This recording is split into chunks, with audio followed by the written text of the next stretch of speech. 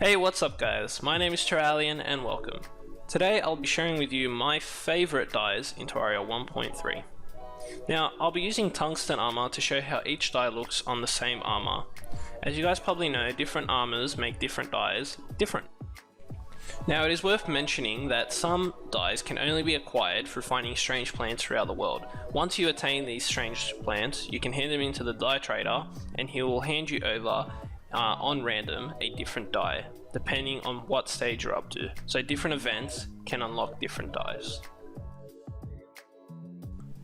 First on the list is the reflective dye. Now the reflective dye comes from the dye trader, but you have to hand in a strange plant to him to get it. It gives a shiny effect that reflects the light sources around you.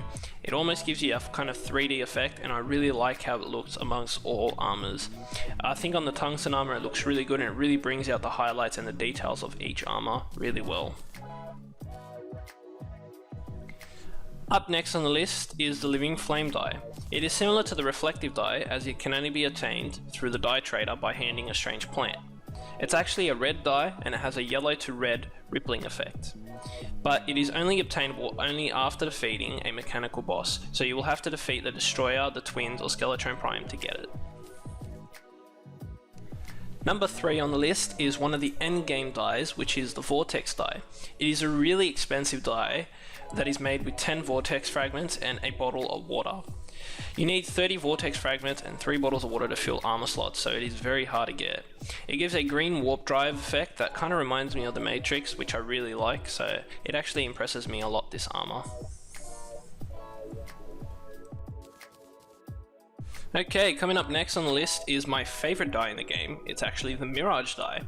It comes from a strange plant from the dye trader, and it doesn't actually change the color of the armor, but rather gives a multicolored shimmering effect. As I said, it's my favorite dye in the game, and it works well with a unicorn mount from a blessed apple. I found myself using this combination a lot because the unicorn gets a really cool effect, and it looks nice when it's actually charged mode. The final dye on my list is the Floyd Die. It replicates the effect that the Moonlord has once awoken, and is one of the hardest dyes to acquire because you need 15 Luminite bars just to craft the armor dye, and that means you have to kill the Moonlord up to 4 times just to fill up every single dye slot. It's cool, but there are better dyes out there for cheaper. Okay guys, that does it for my top 5 most favorited dyes in Terraria 1.3. Be sure to leave your favorite dyes in the comments below and like and subscribe. Peace.